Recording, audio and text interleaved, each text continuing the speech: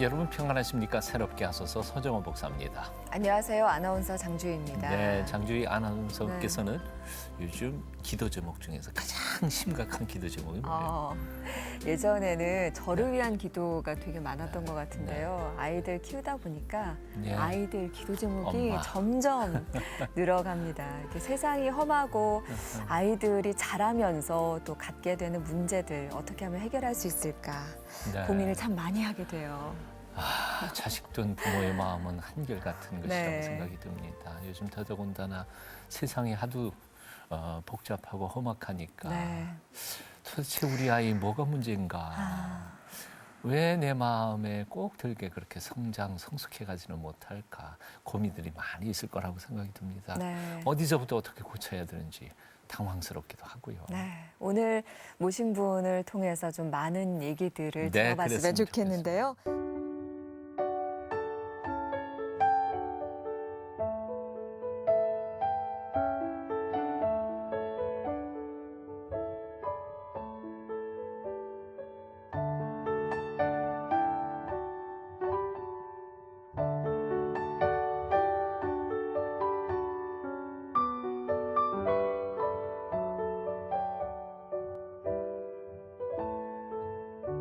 청소년 관련 상담과 정책 개발에 힘을 쓰고 계신 분입니다. 한국청소년상담복지개발원의 오혜영 교수님 모셨습니다. 안녕하세요. 안녕하세요. 반갑습니다. 네, 반갑습니다. 네. 권사님이라고 들었는데 굉장히 동안이세요. 청소년 사역은 언제부터 하신 거예요? 청소년은 제가 한 96년부터 상담 쪽으로 이제 전공하고 이제 아이들을 만나고 상담을 하게 됐어요.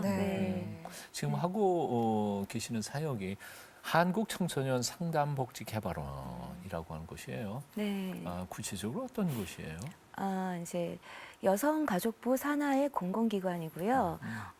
이제 우리나라의 청소년 정책이라든가 또 이제 정신건강 또 복지 문제들 이런 것들을 좀 프로그램도 만든다든지 정책을 만든다든지 그다음에 이제 전국에 청소년 상담 센터가 있거든요. 191개 센터가 있는데 거기를 총괄하고 지도하는 그런 기관입니다. 특별히 교수님은 그 속에서 구체적으로 어떤 사역을 감당하시나요? 이제 제가 하고 있는 사역은 이제 위기 청소년이라고 해서 학업 중단이라든가 학교 폭력 뭐 이런 문제들을 가진 가출 위기 이런 문제들을 가진 청소년들을 만나고 이제 그들을 잘 상담할 수 있는 프로그램을 만들고 정책을 만들고 이제 이런 것에 일을 하고 있습니다.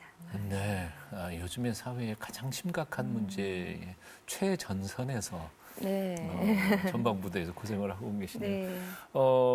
청소년 전체 학생의 약 한 16%, 대략 105만 명의 아이들이 이런 위기에 접해 있다는 그런 소식을 듣고 있습니다. 가슴이 참 많이 아프고 힘드는데요. 전문가로서 요즘 우리 청소년들이 겪고 있는 그 위기라는 게 도대체 어떤 것일까? 어떤 종류의 위기들을 지금 맞고 있나요?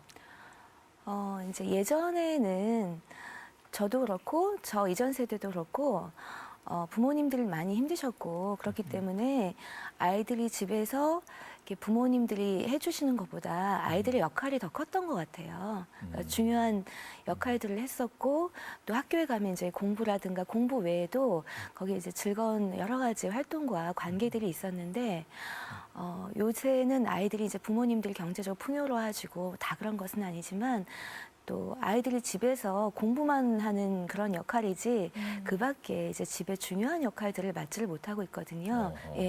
그러다 보니까는 이제 집에서도 공부 외에는 할 게 없고, 그리고 이제 밖에 나가도 사실 마땅히 놀 공간이 별로 없습니다. 아이들 입장에서는.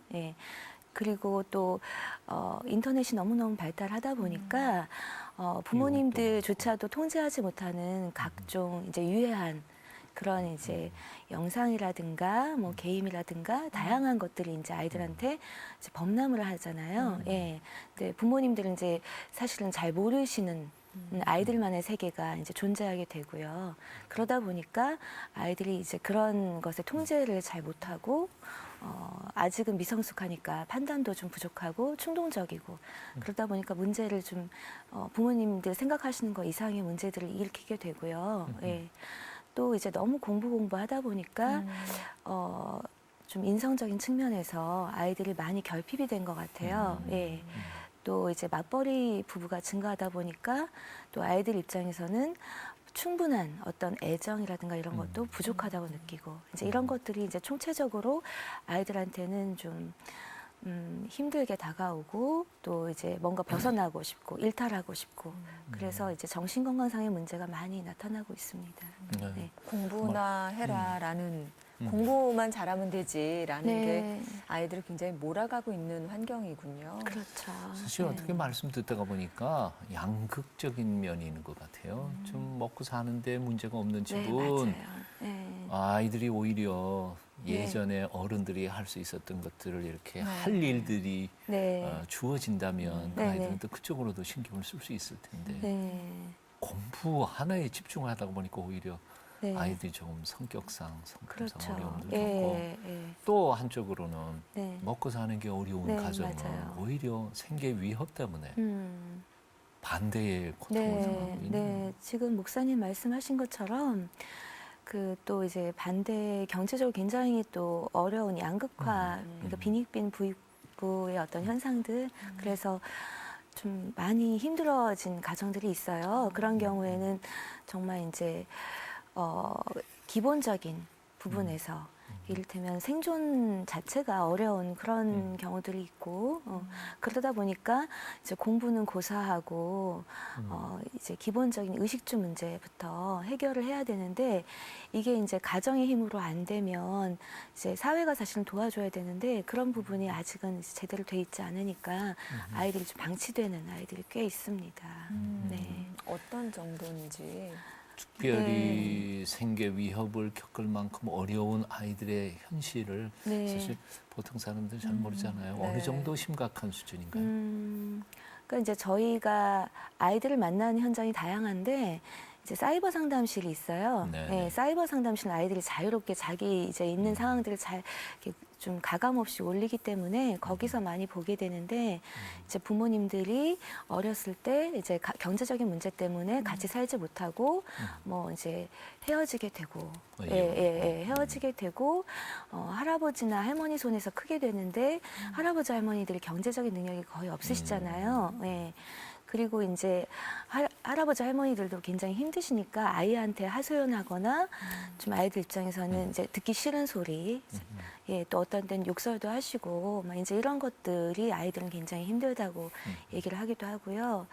또 이제 어떤 경우에는 부모님이 이혼을 하셨는데 이제 뭐 고등학생이 되었으니까 혼자 살 수 있지 않냐 해서 방 하나를 원룸 같은 방 하나를 얻어주고 아이에게 이제 혼자 살아라. 예, 아무도 돌보지 않는 거죠. 아이고. 예, 생활비를 이제 보내주시기로 하고 생활비가 제때 안 오니까 얘가 이제 먹을 게 없고 갈 데가 없는 거예요. 그러니까 학교 생활도 하기가 힘들고 학교에서는 이제 다 이렇게 부모님들이 해주는 아이 틈바구니에서 얘가 경쟁이 안 되잖아요. 그런 여건을 또 선생님들은 잘 모르시니까 얘가 좀 잘 늦게 오거나 제대로 학교 생활 못하면 나무라시고 그러니까 아이들 입장에서는 너무너무 고통이 큰 거죠. 네. 그런 경우를 당했을 때 그런 아이들이 뭐 위기 상황에 있는 거 아니에요? 그렇죠. 어떻게 그 문제를 풀어갈 수 있도록 요청하거나 혹은 상담하거나 이런 방법들은 어떤 방법들이 있는지요? 네, 이제 그 여성가족부에서 지금 하고 있는 정책이 위기청소년 관련된 정책이에요. 그래서 교육과학기술부에서는 또 이제 학교 안에 학생들 위주로 하게 되는데 예, 그러다 보니까 이제 그 산하에 이제 다양한 기관들이 있고요. 특히 이제 전국에 191개의 청소년 상담 복지센터가 있어요. 네. 예, 전국 시도 시군구에 네. 거기에 이제 찾아가시면 이제 일시보호도 해주고, 그러니까 잘 데가 없으면 잠도 재워주고, 그리고 장기적으로 얘가 거처할 곳이 필요하면 그런 곳을 연결해주기도 하고요.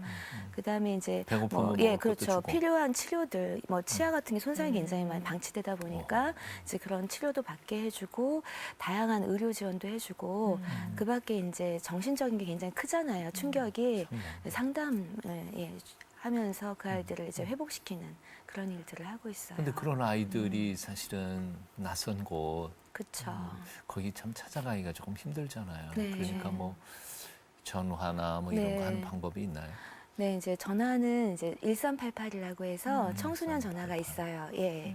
그래서 1388 전화를 하시면 되고 또 사이버 1388이 있습니다. 그래서 이제 그 사이버에 들어오셔서 채팅이나 게시판 하시면 돼요. 그렇군요. 네.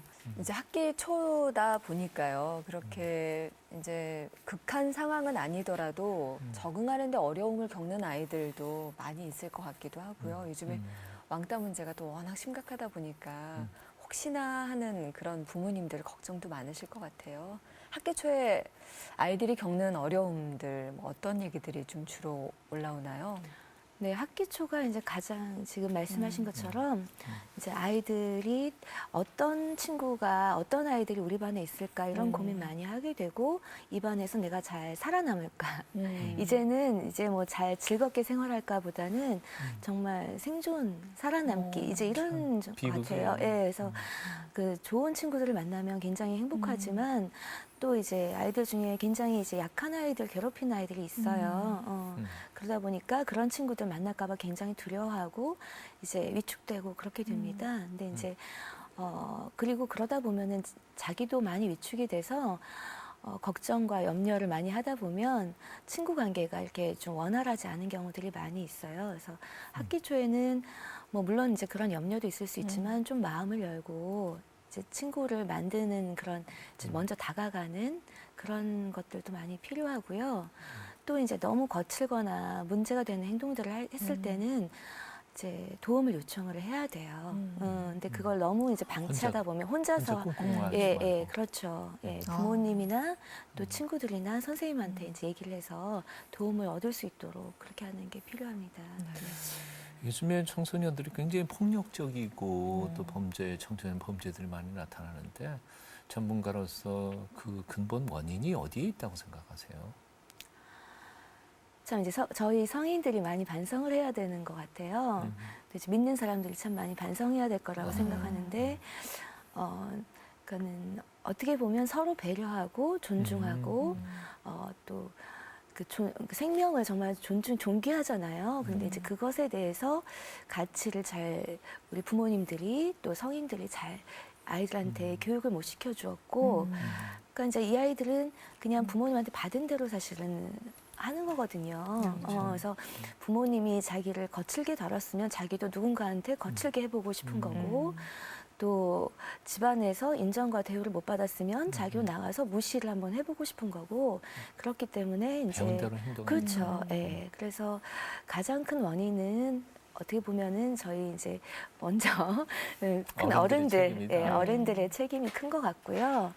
또 이제 좀 문화 자체가 굉장히 이제 공격적이고 안 좋은 문화들이 많은 것 같아요. 영화나 TV를 봐도 예전에는 볼 수 없었던 폭력적인 장면들이 굉장히 여과 없이 이렇게 이제 나오거든요. 노출되는데 이제 그거를 그냥 보게 한단 말이죠. 아이들도 보고 자랍니다. 그러니까 이런 폭력이 당연시되는 그런 이제 좀 문화, 예, 그런 것들이 아이들한테는 그냥 자신도 모르게 스며들어서 예, 좀 욱하거나 좀 뭔가 기분 나쁜 상황이 되면 폭력을 행사할 수 있다. 이제 이런 가치관을 갖게 되는 거라고 생각이 돼요. 요즘 애들 왜 그러냐. 어른들 그런 얘기 많이 하시는데 사실 우리 사회 그리고 또 우리 어른들의 모습이 아이들에게 투영이 되는 거기 때문에 어른의 한 사람으로서 참 가슴이 그렇죠. 또 아픈 면이 있는데 그런 아이들 만나실 때 믿음을 가지고 계시기 때문에 하나님의 그 안타까운 마음 함께 느끼실 것 같아요. 네, 예. 아이들을 만나다 보면은 너무 이제, 그러니까 겉으로 봤을 때는 좀, 저런 애는 어떻게 상대해 이렇게 하시는 분도 있을 거예요. 무섭기도 굉장히 하고. 무섭다고, 요즘 아이들 무섭다고 생각하시는데, 이렇게 이제 만나다 보면 사실은 그 무서운 모습 뒤에 감춰진 상처받은 모습이 참 많거든요. 예, 그래서 이제 그런 모습을 이제 진심으로 이렇게 만나다 보면은, 결국은 얘도 하나님 사랑하신 소중한 존재일 수 있는데, 이렇게 이제 여러 가지 상처와 그 골마 터진 것 것들 때문에 자기 방어 차원에서 사실은 이렇게 이런 지금 현재 모습을 갖추고 있고 살려고 하는 모습인 거거든요. 그래서 이제 그런 것들 보면 굉장히 안타깝죠. 예, 많이 마음 아프고. 예.